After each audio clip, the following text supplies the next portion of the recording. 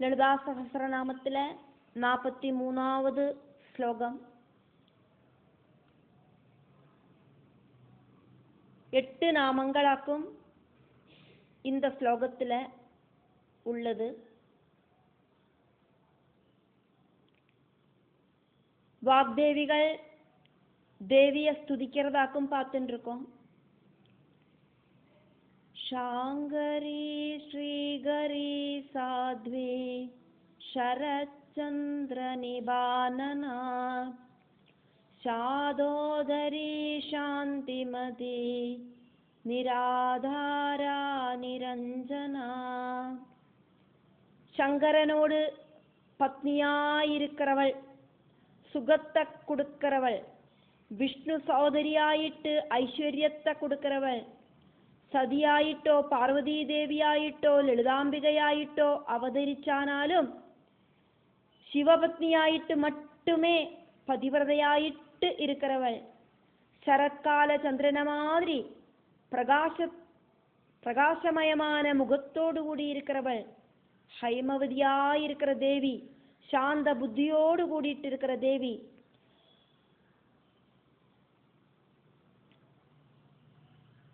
ദേവി ആശ്രയത്തുകായിട്ട് ആരെയും സാർന്ന് ഇരിക്കലേ, എന്ത ഒരു രജോ ഗുണ തമോ ഗുണങ്ങളും ഇല്ലാത്ത ദേവി. ഇത്രയുമാക്കും இந்த 43வது ശ്ലോകം വഴിയാ വാഗ്ദേവികൾ ദേവിയെ സ്തുതിക്കരാ. 126வது നാമം ശാങ്കരി. ஷம் சொன்னா சுகம், சுகத்தை கொடுக்கிறவள் தேவி.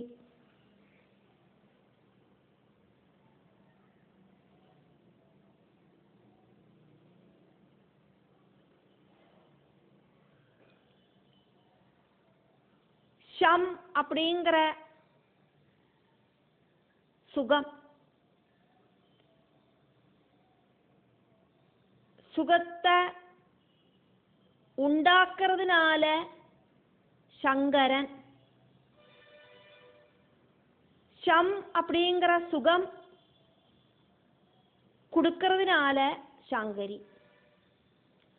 சுகத்தை உண்டாக்குற சங்கரனோடு மனைவி சுகத்தை கொடுக்கறா.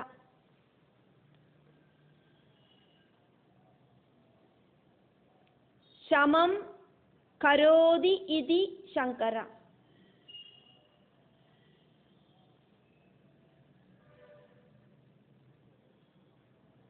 சுகத்தையும் நிம்மதியையும் கொடுக்கிற சங்கரனான பரமசிவன். சங்கர பத்னி ஆனதினால தேவிய சாங்கரி அப்படின்னு சொல்லப்படுறது. பக்தர்களுக்கு சுகமும் சந்தோஷமும் கொடுக்கறதுக்கு தேவி பலவிதத்தில் இருக்கிற ரூபங்களில் அவதாரம் பண்றா. அதனால தேவிய சாங்கரி அப்படின்னு கூப்பிடப்படுறது. 127வது நாமம் ஸ்ரீகரி. ஸ்ரீ அப்படின்னா ஐஸ்வர்யம், ஐஸ்வர்யத்தை கொடுக்கிறவள் ஸ்ரீகரி. ஸ்ரீகரன் விஷ்ணு, விஷ்ணுவோடு சகோதரி ரூபத்தில் യോഗമായാദേവിയായിട്ട് യശോദാ ഗർഭത്തിൽ ജനിച്ചവളാക്കും അംബികை.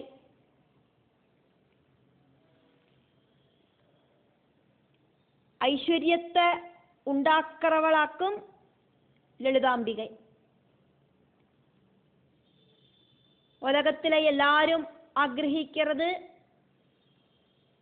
ഐശ്വര്യത്തോടു കൂടിന ഒരു വാഴ്ക്കയാക്കും.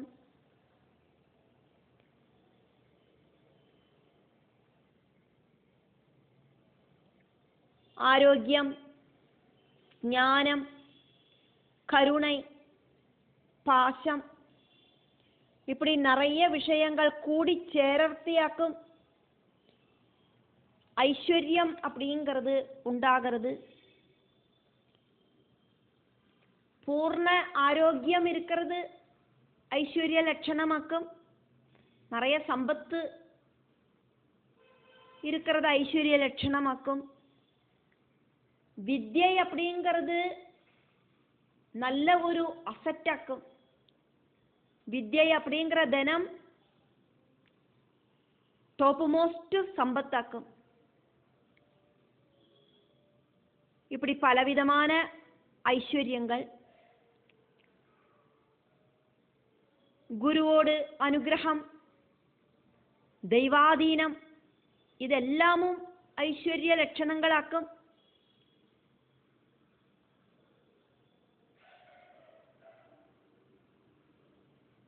பணம் இருந்தாலும், பதவி இருந்தாலும், பட்டப்படிப்பு இருந்தாலும், தெய்வாதீனம் அப்படின்னு இல்லை அப்படின்னாக்கா, குருவோட அனுகிரகம் இல்லை அப்படின்னாக்கா ഇതൊന്നും നിലനിൽക്കാது. ലളിതാംബികை ஸ்ரீகரியாக்கும். ஐஸ்வர்யம் உண்டாகிறதுக்கு தேவி உபாசனை மஸ்ட். ஐஸ்வர்யம் அப்படின்னாக்கா சக்தி.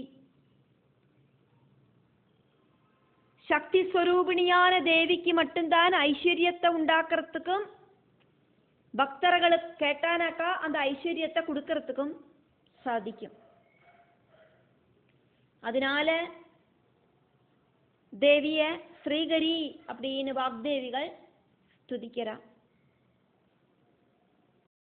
126வது நாமവും 127வது நாமവും 3 அக்ஷரங்கள் இருக்கிற நாமங்களாக்கும். ஷாங்கரி அப்படிங்கிறதும் ஸ்ரீகரி அப்படிங்கிறதும். 128வது நாமம் 2 அக்ஷரங்களோடு கூடின நாமமாக்கும். இது സാധ്വി. പതിവ്രതയാക്കും ദേവി.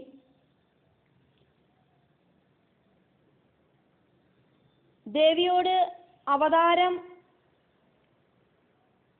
எது வேணாலும் இருக்கலாம். சதி தேவியாயிட்டோ, பார்வதி தேவியாயிட்டோ, லலிதாம்பிகையாயிட்டோ, எப்படி அவதாரம் பண்ணினாலும் கணவர் அப்படிங்கிறது പരമശിവനാക്കും. മഹാദേവൻ അല്ലാതെക്ക് വേറെ ആരും കണവരായിട്ട് സ്വീകരിക്കാത്തവളാക്കും ദേവി. அதனால സാധ്വി, பதிவிரதை அப்படின்னு அர்த்தம்.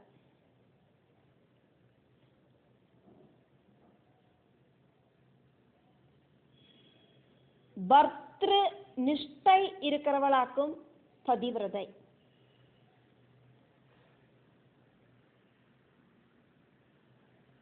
பதிவிரதையாயிருக்கிற தேவியில நிறைய நிறைய சைதன்யம் இப்படி ரொம்ப ஸ்ட்ராங் ஆயிட்டு பிரகாசிக்கிறது.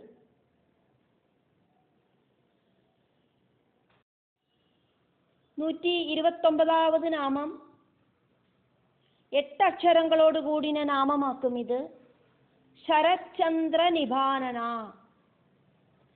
ശരത്കാലത്തിലെ இருக்கிற சந்திரன், அந்த சந்திரனுக்கு ஈக்குவலான முக தேஜஸ் இருக்கிற தேவி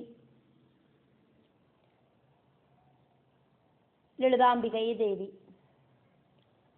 வருஷகாலம் முடிஞ்சு வானம் இப்படி நல்லா தெளிஞ்சு இருக்கிற காலமாக்கும் ശരത്കാലം.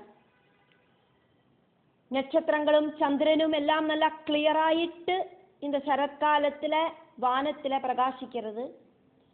ചന്ദ്രനോട് പൂർണ്ണமான பிரகாசம் ശരത്കാലത്തിൽ അനുഭവപ്പെടുறது. தேவியோடு முகத்தோடு அந்த தேஜஸ் ശരത്കാല பௌர்ணமியில இருக்கிற சந்திரனோடு தேஜஸுக்கு ஈக்குவல் ஆக்கும் அப்படின்னு இந்த ஸ்லோகம் வழியா வாக்தேவிகள் ஸ்துதிக்கிறா.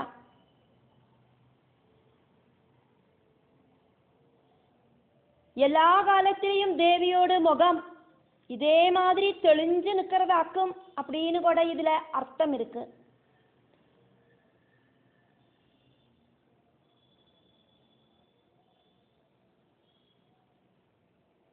முகத்தோடு அழகு அப்படின்னாக்கா முகத்துல இருக்கிற அவயவங்களோட அழகு. கண்ணு, மூக்கு, காது, பல்லு, புரிகக்கொடி, மூக்கோடு அழகு, உதடு, அழகான கன்னம், காதுல போட்டிருக்கிற குண்டலங்கள், மூக்குல போட்டிருக்கிற முக்குத்தி, அதே மாதிரி அழகான தேவியோடு சிரிப்பு, இது எல்லாமே ரொம்ப ரொம்ப அழகா இருக்கு தேவிக்கு.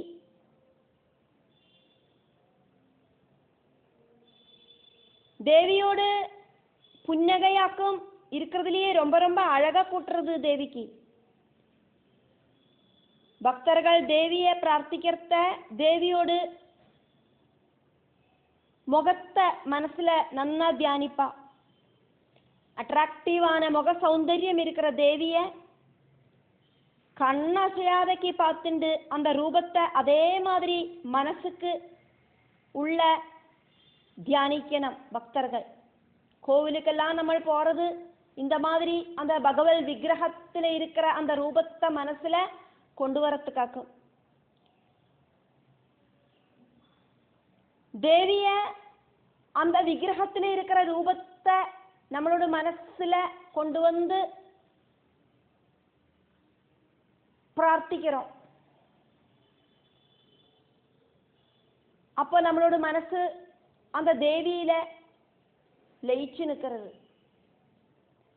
ரூபம் என்ன வேணா ஆகட்டும், ஆனா மனசு அப்படிங்கிறது ஓடி போகாம பிடிச்சு கட்டி போடத்தான் வேணும். அதுக்கு ஒரு பகவத் ரூபம் அப்படிங்கிறது மஸ்ட். அதுக்காக பகவானுக்கு பலவிதமான அலங்காரங்களை பண்ணி அதை கண்ணறைய பார்த்து அந்த ரூபத்தை மனசுல தியானிச்சு மனசை ஒரு நிலைப்படுத்தணும். அதுதான் பிரார்த்தனை அப்படிங்கிறது. சரத்காலத்துல இருக்கிற சந்திரன மாதிரி, பௌர்ணமி சந்திரன மாதிரி அழகா இருக்கிறவள் லலிதாம்பிகை அப்படிங்கிற வர்ணனையாக்கும் வாக்தேவிகள் இங்க அம்பாளுக்கு கொடுத்தா. 130வது நாமம் சாதோதரி. 4 அக்ஷரங்களோடு கூடின நாமமாக்கும் இது. ஹிமவல் புத்ரி அப்படின்னு அர்த்தம். துர்காதேவி அப்படின்னு அர்த்தம். வைஷ்ணவ தேஜஸ் இருக்கிற தேவிய துர்காதேவி அப்படின்னும், சிவ தேஜஸ் இருக்கிற தேவிய பத்ரகாளி அப்படின்னும் சொல்லப்படுறது. மகாவிஷ்ணுவோடு அவதாரமான ஸ்ரீகிருஷ்ணன், அந்த ஸ்ரீகிருஷ்ணனோடு கூடிட்டு யோகமாயா தேவி துர்காதேவி ஆயிட்டு அவதரிச்சா. துஷ்ட நிகிரகம் நடத்தணுமானா பராசக்தியோட அனுகிரகம் அப்படிங்கிறது மஸ்ட். மகாவிஷ்ணு தன்னோட சக்தி ஸ்வரூபிணியான யோகமாயா தேவி கிட்ட நந்தகோபரோடு பத்னியான யசோதையோடு கர்ப்பத்தில் பிரவேசிக்கிறதுக்கு சொன்னார். பகவான் ஸ்ரீகிருஷ்ணன் ஆயிட்டு தேவகி கர்ப்பத்தில் மதுரையில அவதரிப்பேன் அப்படின்னு சொன்னார்.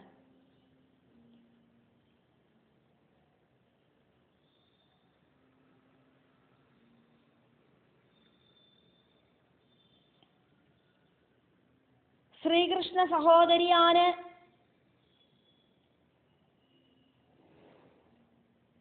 தேவிய துர்காதேவிய பல பேருகளில் பக்தர்கள் பூஜிக்கிறா. துர்கா, பத்ரகாளி, விஜயா, வைஷ்ணவி, சண்டிகா, குமுதா, கிருஷ்ணா, மாதவி, ஈசானி, சாரதா, அம்பிகா, கிருஷ்ணா இப்படின்னு ரொம்ப ரொம்ப சன்னமான இடுப்பழகியா இருக்கிற தேவி. ரொம்ப அழகி, அதனால சாதோதரி அப்படிங்கிற நாமம். 131வது நாமம் சாந்திமதி. 4 அக்ஷரங்களோடு கூடின நாமமாக்கும் இது.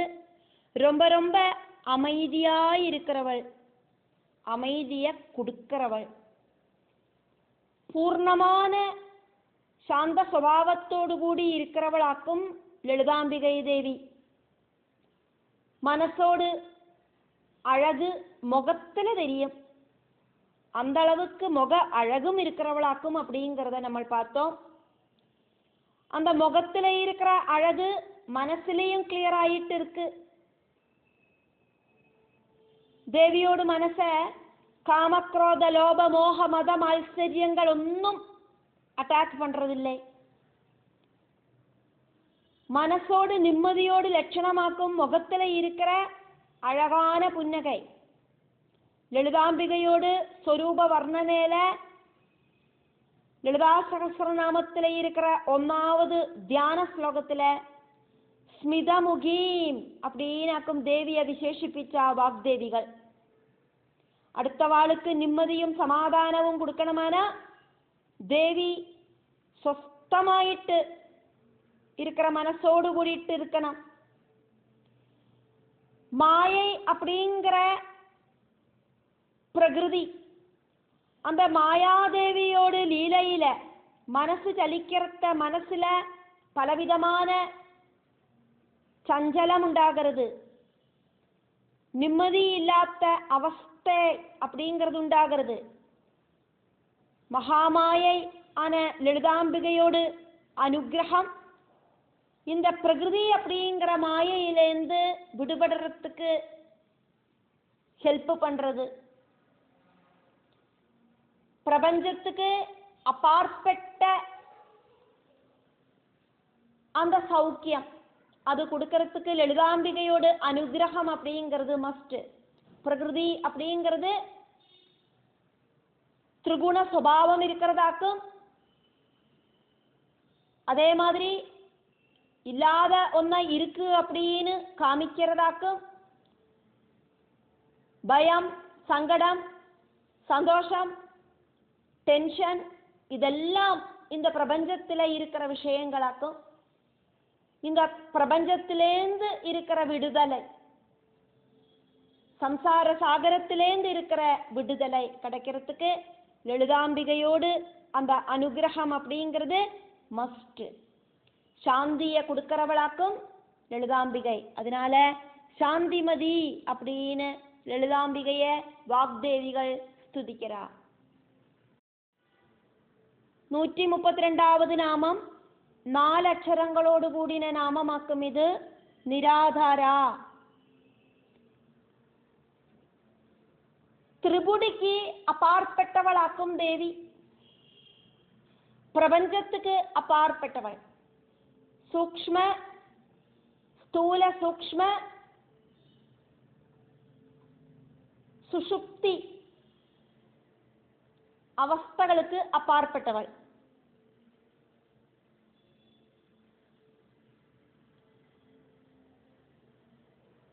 குணங்களோ ரூபங்களோ ஒன்றும் இல்லாத அத்வைத பாவத்தில் இருக்கிறவள். தேவிக்கு அடிസ്ഥാനമായിട്ട് வேற ஒன்றும் இல்லாதவள். இந்த பிரபஞ்சத்தில் இருக்கிற ஒன்னினாலையும் தேவிய கம்பேர் பண்ணி பார்க்கறதுக்கு சாதிக்காது. பிரபஞ்சத்துக்கு அப்பாற்பட்ட பரபிரம்மம், அந்த பரபிரம்மத்தோடு சக்தி ஸ்வரூபமாக்கும் பரபிரம்ம பட்ட மகிஷி. எந்த ஒரு ஆதாரமும் இல்லாத தேவி, எல்லாத்துக்கும் ஆதாரமான தேவி, இந்த பிரபஞ்சம் உண்டாகிறதுக்கு காரண சக்தியா இருக்கிற தேவி, நிர்குண நிராகாரையான தேவி, சர்வ வியாபியாக்கும் எல்லா இடத்திலையும் இருக்கா. பரபிரம்ம அவஸ்தையில தேவி ஆதிபராசக்தியாக்கும். தேவிய பிரம்மமாயிட்டு சங்கல்பிச்சு உபாசிக்கலாம்.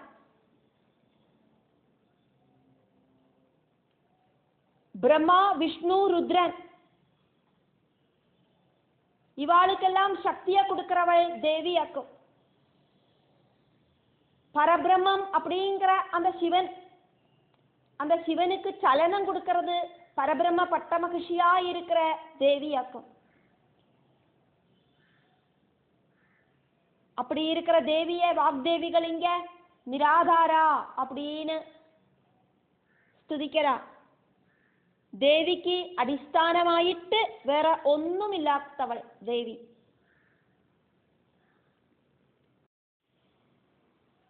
നൂറ്റി 33ാമത് നാമം നിരഞ്ജന. 4 അക്ഷരങ്ങളോട് കൂടിന നാമമാക്കും നിരഞ്ജന. அஞ்சனம் சொன்னா அழுக்கு, நிரஞ்சன அப்படின்னா ரஜோகுண தமோகுணங்களான எந்த ஒரு அழுக்கும் இல்லாத லலிதாம்பிகை அப்படின்னு அர்த்தம். இந்த பிரபஞ்சத்துல இருக்கிற திரிகுணங்களை ஆக்டிவேட் பண்றது தேவியாக்கும். அதனால இந்த திரிகுணங்களுக்கு அப்பாற்பட்டவளாக்கும் தேவி. சத்குண ரஜோகுண தமோகுணங்களொன்னும் தேவியை ஸ்பர்ஷிக்காது. அதே மாதிரி ஷட் விகாரங்கள் அஜ்ஞானத்திலிருந்து உண்டாகிறதாக்கும். தமோ குணமும் ரஜோ குணமும் தேவிக்கு கிடையாது. அதனாலேயே தேவிக்கு ஷட் விகாரங்களும் கிடையாது. பயம், கோபம், டென்ஷன் இப்படி இருக்கிற பாவங்கள் ஒன்றும் தேவிக்கு இல்லை.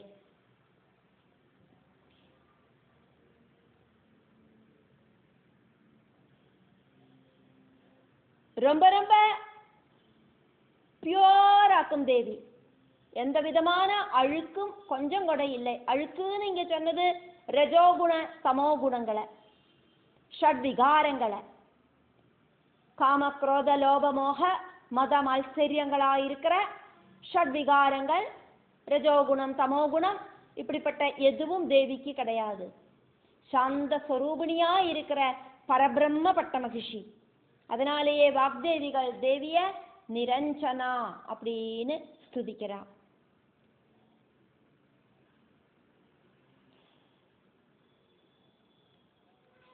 நாற்பத்தி 3வது ஸ்லோகமாயிருக்கிற இதுல சாங்கரி, ஸ்ரீகரி, சாத்வி, சரச்சந்திர நிபானனா, சாதோதரி, சாந்திமதி, நிராதாரா, நிரஞ்சனா இப்படின்னு 8 நாமங்களாலேயாக்கும் தேவிய வாக்தேவிகள் ஸ்துதிக்கிறத நம்ம பார்த்தோம். சாங்கரி, ஸ்ரீகரி, சாத்வி, சரச்சந்திர நிபானனா, சாதோதரி, சாந்திமதி, நிராதாரா, நிரஞ்சனா.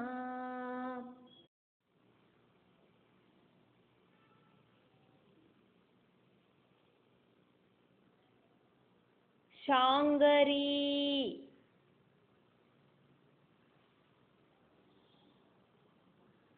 ஸ்ரீகரி, சாத்வி, சரத் சந்திர நிபானனா. சரத் சந்திர, சரத் சந்திர நிபானனா.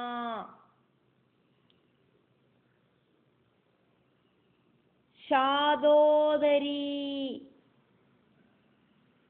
சாந்திமதி, நிராதாரா, நிரஞ்சனா.